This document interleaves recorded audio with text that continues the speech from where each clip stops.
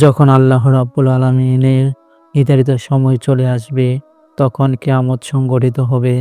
তিনি কিয়ামত সংগঠনের দায়িত্বশীল ফেরেশতাকে সিংহে ফুৎকার দিতে নির্দেশ দিবেন। সে একটি ফুৎকার দিবে, ফলে জমিন ও পর্বতমালা সরিয়ে নেওয়া হবে। এক আঘাতে সব চূর্ণ বিচ্ছিন্ন হয়ে যাবে, আর আকাশ ভিড়ভিন্ন হয়ে যাবে।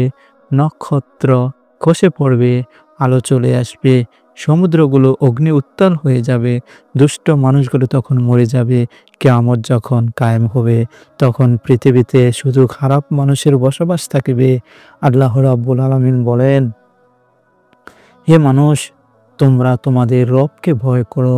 নিশ্চয়ই কিয়ামতের প্রকম্পন এক ভয়ঙ্কর ব্যাপার। সেই দিন তোমরা তা দেখবে। সেই দিন প্রত্যেক স্তন্যদানকারিণী আপন দুগ্ধপোষ্য শিশুকে ভুলে যাবে, এবং প্রত্যেক গর্ভধারিণী তার গর্ভপাত করে ফেলবে। তুমি দেখবে মানুষকে মাতাল অদৃশ্য, অথচ তারা মাতাল নয়, তবে আল্লাহ। অতঃপর যখন সিংহায় ফু দেওয়া হবে, একটি মাত্র ফু, আর জমিন ও পর্বতমালাকে সরিয়ে নেওয়া হবে, এবং মাত্র একটি আঘাতে এগুলো চূর্ণ বিচ্ছিন্ন হয়ে যাবে। ফলে সেই দিন মহা ঘটনা ঘটিত হবে, আর আসমান বিদীর্ণ হয়ে যাবে। ফলে সেই দিন তা হয়ে যাবে দুর্বল, বিক্ষিপ্ত। ফেরেশতাগণ আসমানের বিভিন্ন প্রান্তে থাকিবে। সেই দিন তোমার রবের আরশকে ৮ জন ফেরেশতা তাদের ঊর্ধ্ব বহন করিবে। সেই দিন তোমাদেরকে উপস্থিত করা হবে, তোমাদের কোনো গোপনীয়তাই গোপন থাকিবে না। যখন আসমান বিদীর্ণ হবে, আর যখন নক্ষত্রগুলো ঝরে পড়বে, আর যখন সমুদ্রগুলোকে একাকার করা হবে, আর যখন কবরগুলো উন্মোচিত হবে, তখন প্রত্যেক জানতে পারবে সে যা আগে পাঠিয়েছে এবং যা পিছনে রেখে গেছে। তোমাদেরকে যা কিছুর ওয়াদা দেওয়া হয়েছে তা অবশ্যই ঘটিবে।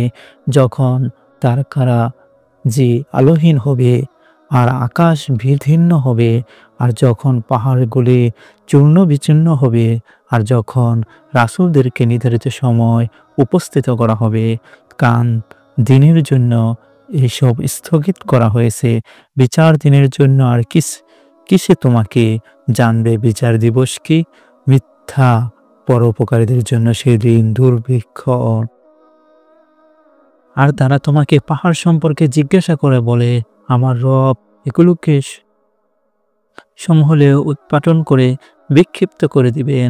তারপর তিনি তাকে মীর্ণ সমতল ভূমি করে দিবেন, তাতে তুমি কোনো বক্রতা ও উচ্চতা দেখিবে না।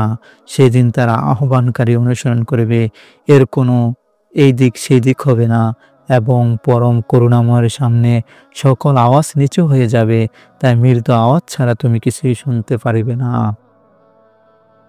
হবে, এবং পাহাড়গুলো চলমান বালুকা শীতে পরিণত হবে। আর সেই দিন আমি পাহাড়কে চলমান করব, এবং তুমি জমিন দেখতে পারবে দৃশ্যমান, আর আমি তাদেরকে একত্র করিব। অতঃপর তাদেরকে কাউকে ছাড়ব না, আর তাদেরকে তোমার রবের সামনে উপস্থিত করা হবে কাতারবদ্ধ করে, তোমার আমার কাছে এসে তো তেমনভাবে যেমন আমি তোমাদেরকে প্রথমবার সৃষ্টি করেছিলাম। এবং তোমরা তো ভেবেছিলে আমি তোমাদের জন্য কোনো প্রতিশ্রুতি মুহূর্তেই রাখিনি, আর আমলনামা রাখা হবে। তখন তুমি অপরাধীকে দেখতে পাবে বিধ তাতে যা রয়েছে তার কারণে। আর তারা বলিবে, হায় ধ্বংস আমাদের কি হলো! এই কিতাবের তা ছোট বড় কিছুই ছাড়ে না, শুধু সংরক্ষণ করে, এবং তারা যা করেছে তা হাজির পাবে। আর তোমার রব কারো প্রতি জুলুম করে না। হাদিসে এসেছে, আব্দুল্লাহ ইবনে আমর ইবনে আস রাদিয়াল্লাহু থেকে বর্ণিত, তিনি বলেন, রাসূলুল্লাহ সাল্লাল্লাহু আলাইহি সাল্লাম বলেছেন, আমার উম্মতের মধ্যে দাজ্জালের আবির্ভাব হবে। সে 40, আমি জানি না 40 দিবস, না মাস না বছর অবস্থান করিবে। আল্লাহ রাব্বুল আলামিন ঈসা ইবনে মারিয়াম সালামকে পাঠাবেন তাকে দেখতে। উরাও ইবনে মাসুদের মতো মনে হবে। তিনি দাজ্জালকে খোঁজ করবেন ও হত্যা করিবেন। এরপর মানুষ ৭ বছর এমনভাবে কাটাবে যে ২ জন মানুষের মধ্যে কোনো শত্রুতা থাকিবে না। এরপর আল্লাহ রাব্বুল আলামিন উত্তর দিক থেকে হিমেল বায়ু প্রেরণ করিবেন। যাদের উত্তরে অনুপরিমাণও ঈমান রয়েছে তারা সকলেতে মৃত্যুবরণ করিবে। ঈমানদার ভালো মানুষের কেউ বেঁচে থাকিবে না। যদি তোমাদের কেউ পাহাড়ের সুরক্ষিত গুহাও প্রবেশ করে থাকো, এ বাতাস পেয়ে বসবে। রাসূলুল্লাহ সাল্লাল্লাহু আলাইহি সাল্লাম থেকে আরো শুনেছি যে দুচারি মানুষগুলো অবশিষ্ট থাকিবে। পাখির মতো দ্রুত আর বাঘের মতো হিংস্র তারাও ভালোকে ভালো হিসাবে জানবে না আর মন্দকে মন্দ মনে করিবে না। শয়তান মানুষের আকৃতি তাদের কাছে এসে বলবে, তোমরা ভালো কাজে সাড়া কেন দাও না? তারা বলবে, তুমি আমাদের কি করতে বলো? হে তাদের মূর্তির উপাসনা করতে আদেশ করিবে। তারা সুন্দর জীবনকরণ নিয়ে জীবনযাপন করিব। অতঃপর একদিন সিংহায় ফু দেওয়া হবে, তখন সবকিছু ধ্বংস হয়ে যাবে। এরপর একদিন প্রচণ্ড বৃষ্টি বর্ষিত হবে। এই বৃষ্টির কারণে মানুষ দেহগুলো উদ্ভিদের মতো উথিত হবে। এরপর আবার সিংহায় ফু দেওয়া হবে, তখন মানুষেরা দাঁড়িয়ে যাবে, এই দিক সেই দিক ডাকিতে থাকিবে। তারপর বলা হবে, হে মানব সকল, তোমাদের রবের দিকে আসো। তোমরা দাঁড়িয়ে যাও, তোমাদের জিজ্ঞাসাবাদ করা হবে। এরপর আল্লাহ তাআলা বলবেন, জাহান্নামে বের করে আনো। জিজ্ঞাসা করা হবে, কতজন থেকে কতজন বের করে আনবো? উত্তর দেওয়া হবে, প্রত্যেক 1000 থেকে 999 জনকে বের করে আনো। রাসূলুল্লাহ সাল্লাল্লাহু আলাইহি সাল্লাম বলেন, সেই দিন এমনই দিন যা শিশুদের বৃদ্ধ করে দিবে। আর দিনটিকে আল্লাহ তাআলা নিজ পায়ের গোছা মুক্ত করিবেন। হাদিস থেকে আমরা যা শিখতে পারলাম, কিয়ামতের বড় আলামত একটি হলো দাজ্জালের আবির্ভাব। কিয়ামতের বড় আলামত একটি হলো ঈসা আলাইহিসসালামের আগমন। ঈসা আলাইহিসসালাম ও দাজ্জাল শেষ করে দিবে। এরপর সুখ শান্তির রাজত্ব কায়েম হবে। 7 বছর স্থায়ী হবে। রহমতের বায়ু প্রেরণ করে কিয়ামতের পূর্বে আল্লাহ ঈমানদার মৃত্যু ঘটাবে। এটাও কিয়ামতের একটি বড় আলামত। কিয়ামতের পূর্বক্ষণে পৃথিবীতে কোনো ভালো মানুষই থাকিবে না।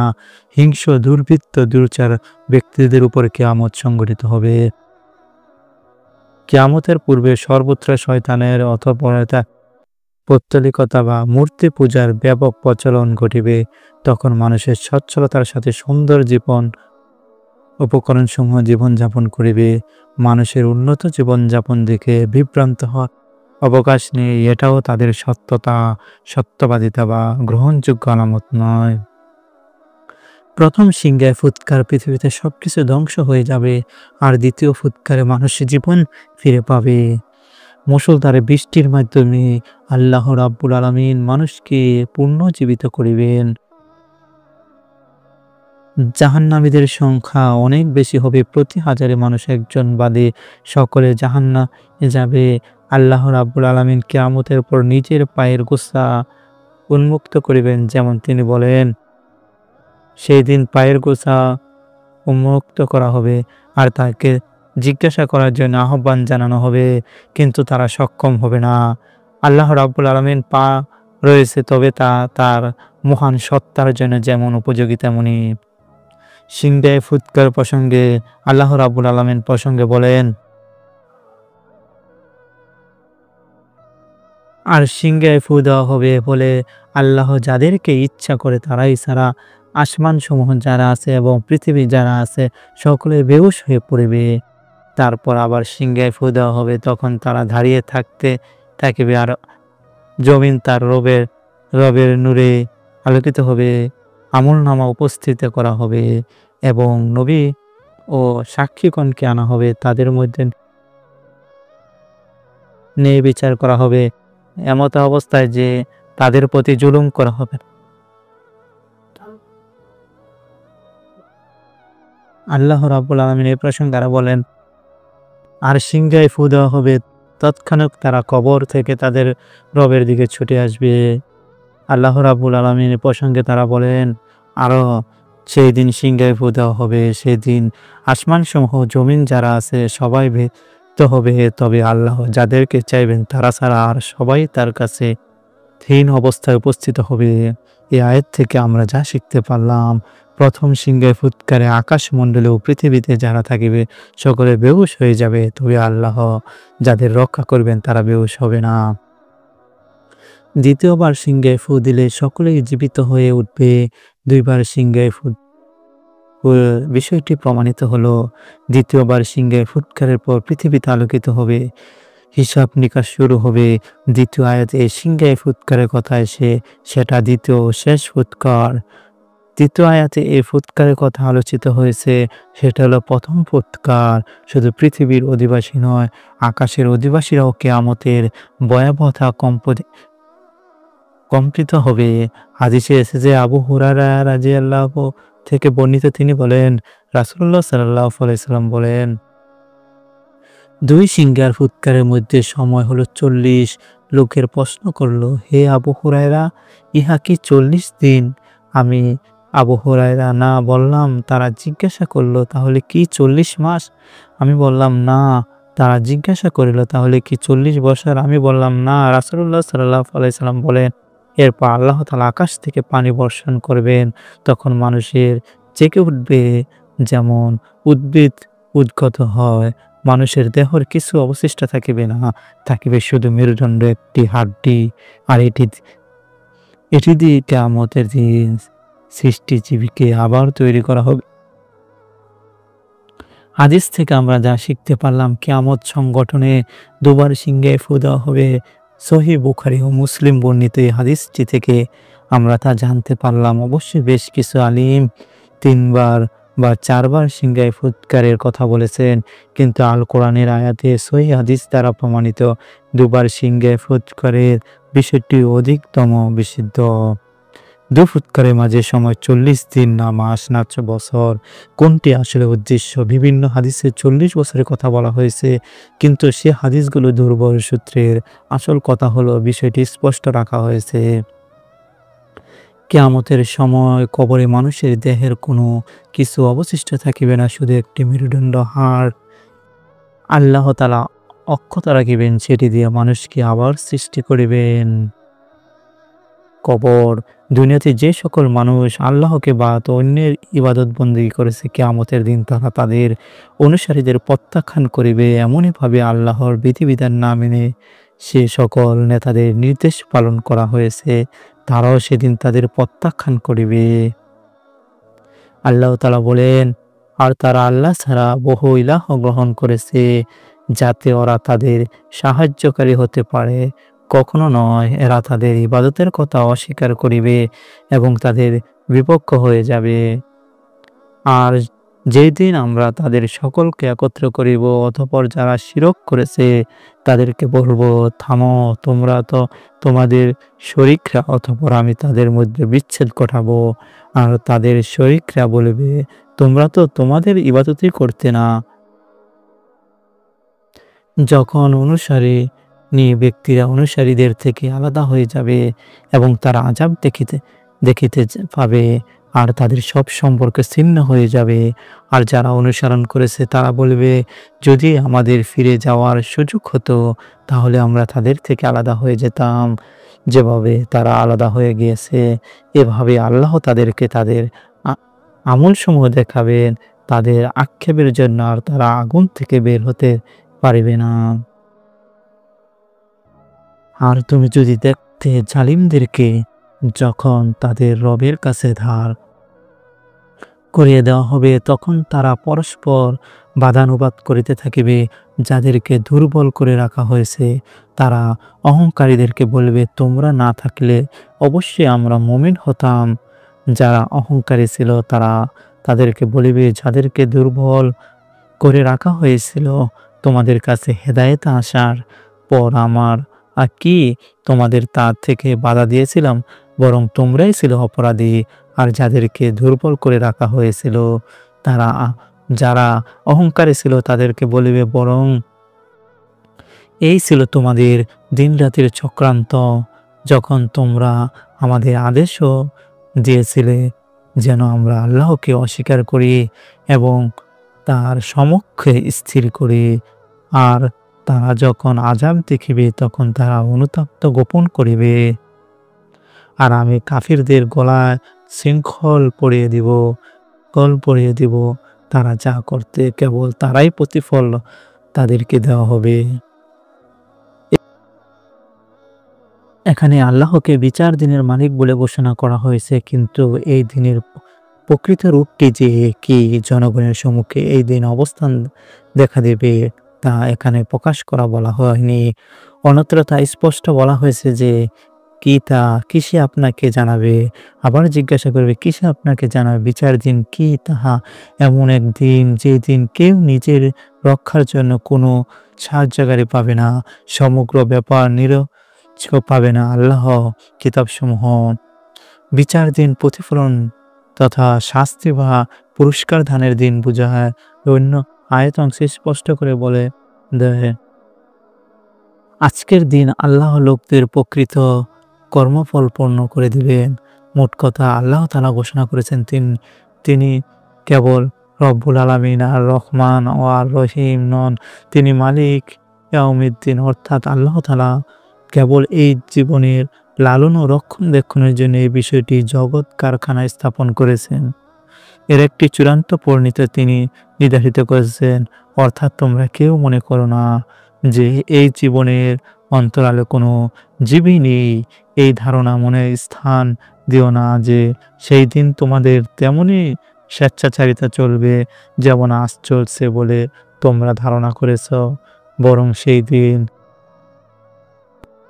নিরস্কভাবে এক আল্লাহরই এক গুচ্ছ করতে প্রভু ও মালিকানা পূর্ণ মাত্রায় কার্যকর থাকিবে। আজ যেমন তোমরা নিজেদের ইচ্ছামতো কাজ করতে পারছো, অত্যন্ত এর পথে প্রাকৃতিক দিক দিয়ে কোনো প্রতিবন্ধকতার সৃষ্টি করা হয় না। সেই চূড়ান্ত বিচারের দিন কিন্তু তা কিছুই মাত্র চলিবে না। সেই দিন কেবলমাত্র আল্লাহর মর্জি কার্যকর হবে। আজ যেমন লোকেরা সত্যের প্রচণ্ড বিরোধিতা করে, সুস্পষ্ট অন্যায় মারাত্মক জুলুম করে সুনাম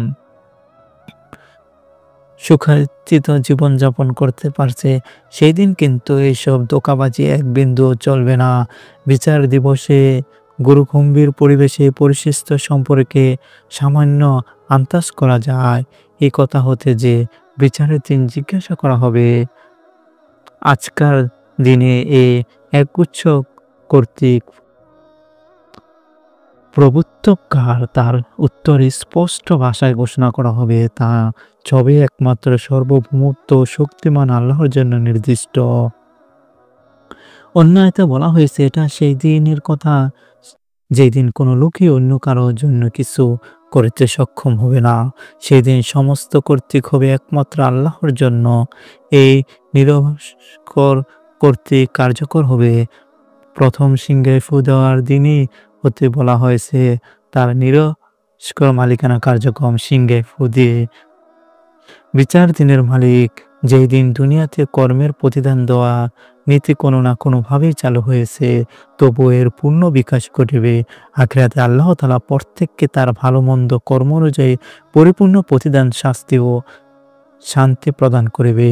অনুরূপে দুনিয়াতে অনেক মানুষই ক্ষণস্থায়ীভাবে কারণ গঠিত অক্ষমতা ও শক্তির মালিক হয়, কিন্তু আখিরাতে সমস্ত এখতিয়ার ও ক্ষমতার মালিক হবেন একমাত্র মহান আল্লাহ। সেই দিন তিনি বলবেন, আজ রাজত্ব কার? অতঃপর তিনি উত্তর দিয়ে বলবেন, কর্মশালী একক আল্লাহর জন্য।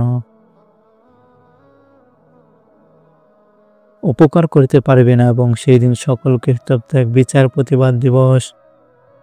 আর তোমার সেই দিনকে ভয় করো, সেই দিন কেউ কারো কোনো কাজে আসবে না, আর কারো পক্ষ থেকে কোনো সুপারিশ গ্রহণ করবে না, এবং কারো কাছ থেকে কোনো বিনিময় নেওয়া হবে না, আর তারা সাহায্য প্রাপ্ত হবে না। তোমরা সেদিনকে ভয় করো, সেই দিন কেউ কারো উপকারে আসবে না এবং কারো সুপারিশ গৃহীত হবে না, কারো নিকট থেকে ক্ষতিপূরণ গ্রহণ করা হবে না, আর তারা কোনো রকমের সাহায্য পাবে না। এবং তোমরাই সেই দিন ভয় করো, সেই দিন এক ব্যক্তি অন্য ব্যক্তি হতে কিছুমাত্র উপকৃত হবে না এবং কোনো ব্যক্তি থেকে কোনো সুপারিশ গৃহীত হবে না, কোনো ব্যক্তি হতে কোনো বিনিময় গ্রহণ করা হবে না, তাদের সাহায্যও করা হবে না। আরও তোমরা সেই দিন তাকওয়া অবলম্বন করে সেই দিন কেউ কারো কোনো কাজে আসবে না, আর কারো সুপারিশ গ্রহণ করা হবে না, এবং কারো কাছ থেকে বিনিময় গ্রহীত হবে না, আর তারা সাহায্য প্রাপ্ত হবে না। অর্থাৎ কেউ অপর কারো পক্ষ থেকে কোনো কিছু আদায় করিবে না। তাকওয়া অবলম্বন করা এবং ভয় করে সেই দিনকে যখন কোনো পিতা তার সন্তানের পক্ষ থেকে কিছু আদায় করিবে না, অনুরূপ কোনো সন্তান সেও তার পিতার পক্ষ থেকে আদায়কারী হবে না। তাছাড়া হাদিসে এসেছে রাসূলুল্লাহ সাল্লাল্লাহু আলাইহি সাল্লাম বলেছেন, আল্লাহর বান্দাকে রহমত করুন যার কাছে তার কোনো ভাইয়ের কোনো ইজ্জত আবরুর উপর হামলা জানেন তো জুলুম অথবা তার সম্পদ সম্মানের উপর আঘাত ছিল, তারপরে সেটা থেকে নিজেকে বিমুক্ত করতে পেরেছে। সেই দিন পূর্বে যেই দিন কোনো দিনার ও দিরহাম থাকিবে না, বরং যদি তার কোনো নেকি থাকিবে তবে তা থেকে তা নিয়ে যাওয়া হবে, আর যিনি নেকি না থাকিবে তার উপর জামজমের জামজমের পাপসমূহ চাপিয়ে দেওয়া হবে। আয়াত থেকে অব্যাহত বোঝা যাচ্ছে যে আখিরাতেও সাফাত ও সুপারিশ কোনো কাজে আসবে না। মূলত ব্যাপারটি এরকম নয়। আয়াতের উদ্দেশ্য শুধু কাফের মুশরিক, তাহলে কি কিতাব মুনাফিকদের জন্য কোনো সাফায়াত ও সুপারিশ কাজে আসবে না? যেমন পবিত্র কোরআনে বলা হয়েছে, আর আল্লাহর উপর স্পষ্ট নয় যে তার জন্য তারা সুপারিশ করিবে না। আল্লাহ কাদের উপর সন্তুষ্ট নয় তা আল্লাহ নিজেই ঘোষণা করে বলিবেন, তারা আল্লাহ তার বান্দাদের কুফরতে সন্তুষ্ট নন। সুতরাং কাফেরদের জন্য কোনো সুপারিশ নয়। আর কাফেররা হাসরের দিন স্বীকৃতি দিবে যে তাদের জন্য কোনো সুপারিশকারী নেই। তারা বলবে, আমাদের তো কোনো সুপারিশ নেই। তাদের সম্পর্কে আল্লাহ নিজেই বলেছেন, সুতরাং সুপারিশকারীরা সুপারিশ তাদের কোনো উপকার দেবে না। এতে স্পষ্ট হয়ে গেল যে যারা কুফরি এবং শিরকি নেফাকি অবস্থায় মারা যাবে তাদের জন্য সাফায়াত বা সুপারিশ নেই।